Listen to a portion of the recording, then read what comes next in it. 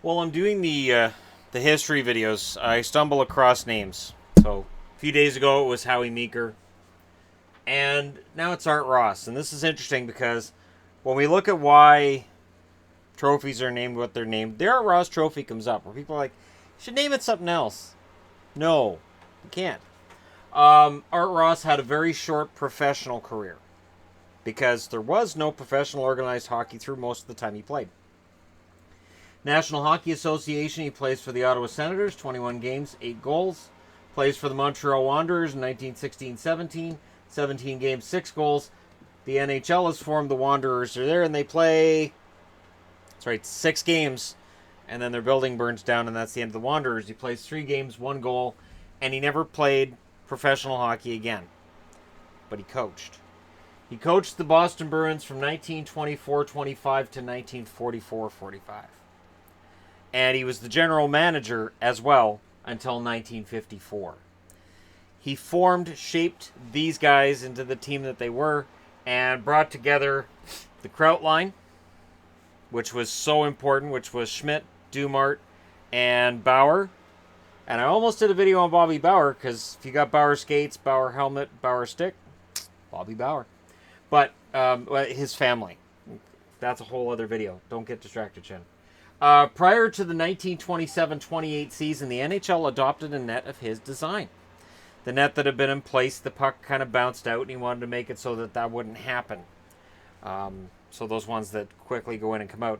And there was a change made in 1984 in the way the net was designed. But basically what you see as a hockey net right now in NHL games is the one designed by Art Ross. He also added beveled edges to the NHL's puck, and he made it out of synthetic rubber instead of the real deal. And his puck had beveled edges because the puck bounced too much, and he wanted to stop the bouncing of the puck, and he wanted to make it so that it was a better game, and he did. Not only that, but Ross and Rangers coach Frank Boucher created the red line to speed things up, so that this pond hockey that was going on at the time would get settled down a bit, and it would help offense, and it did. Goal scoring went up because of Art Ross's putting in the red line. Not only that, but Ross wanted the red line to be striped, so you could tell the difference on a black and white television between the red line and the blue line. Art Ross was a builder. Everything about him, he was a builder, and he was given the Lester Patrick Trophy in 1984 as a builder for his work with hockey in the United States. He also donated the Art Ross Trophy with his sons to the NHL in 1947 to be awarded to the league's top point producer.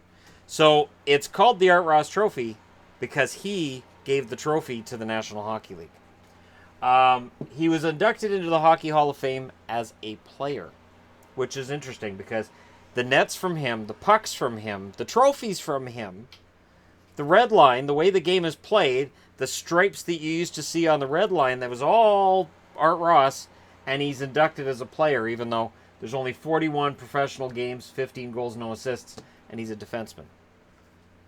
But he played a long time before this in various amateur leagues before we had professional hockey. The modern game, in part, is due to Art Ross. So, kind of a proud Bruins thing for me. The trophy named after him has gone to these players. Wayne Gretzky 10 times, Gordie Howe and Mario Lemieux 6 times, Phil Esposito, I put a P there to make sure you guys didn't think it was Tony Esposito. He was a really good goaltender. If he wanted to win a scoring title, he might have. Jaromir Jagr also has 5. Mikita with 4. Stan Mikita, of course, a guy that, when I was a kid, I really liked Mikita. His stat lines, everything said about him. Fantastic player. Underrated, I think, of all the Hall of Famers that we do and don't talk about. Three Art Rosses won by Bobby Hull and Guy Lafleur.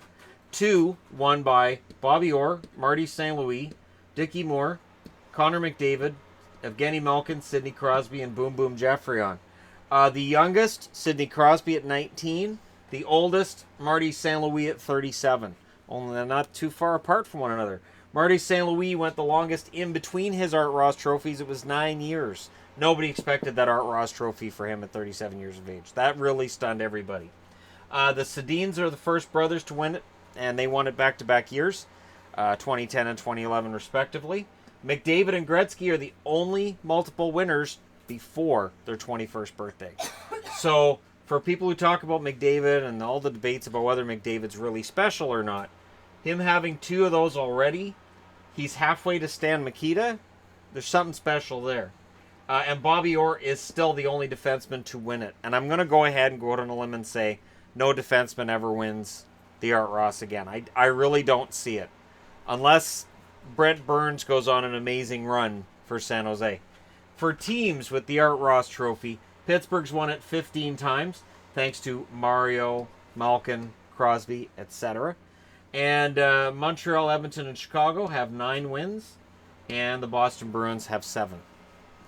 It's a trophy that I think rightfully still has the guy's name on it. But Art Ross is a name that, for those of us who are younger, and in this case, I'm too young. I'm not that old. I'm too young to remember the 1918 Montreal Wanderers and the season that was before their building burned down. They were 1-5 when that building burned down. That's another thing too with all these history videos. There's all kinds of stuff that's getting stacked up in here, and it's probably knocking out recent memories. But amazing career, amazing Hall of Fame induction.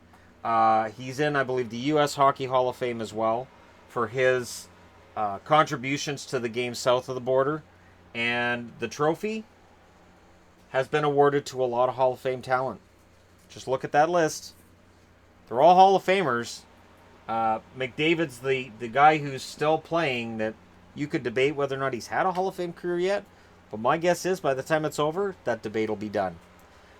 All right, let me know your thoughts in the comment section below. Don't forget to hit like and subscribe if you're browsing your way through. You just happened upon this video. And thank you guys so much for watching. I'll talk to you again soon.